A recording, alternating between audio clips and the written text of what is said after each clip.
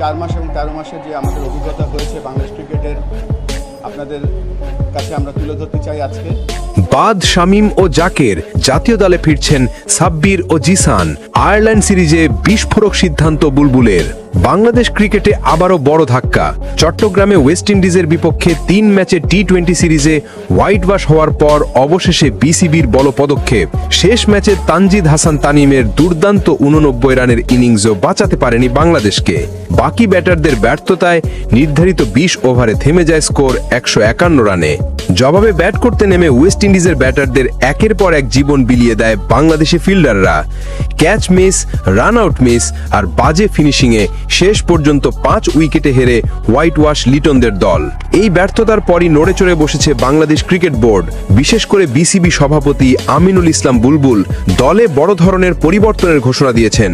তিনি স্পষ্টভাবে জানিয়েছেন, এখন দলে দরকার নতুন আগুন, নতুন এনার্জি। যারা ভয় পায়, যারা ম্যাচ ফিনিশ করতে পারে না, তাদের জন্য আর কোনো জায়গা নেই এই দলে। এবং সেই সিদ্ধান্তের ফলেই বাদ পড়েছেন শামীম পাটোয়ারি ও জাকের আলী অনেক। তাদের জায়গায় দলে ফিরেছেন 2 আগ্রাসী ব্যাটসম্যান সাব্বির রহমান ও জিসান আলম। বুলবুল বলেন, বাংলাদেশ দলের ব্যাটিংয়ে এখন দরকার ভয়হীন মনোভাব।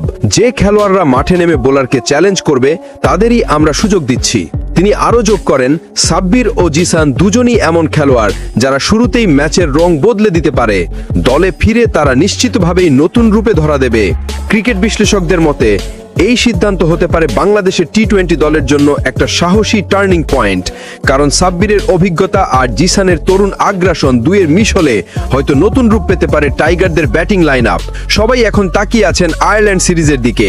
দেখা যাক বুলবুলের এই ঝুঁকিপূর্ণ সিদ্ধান্ত শেষ পর্যন্ত সাফল্যের হাসি উপহার দিতে পারে কিনা বাংলাদেশের ক্রিকেটে। বাদ, শামীম ও জাকের জাতীয় দলে ফিরছেন সাব্বির রহমান ও জিসান আলম।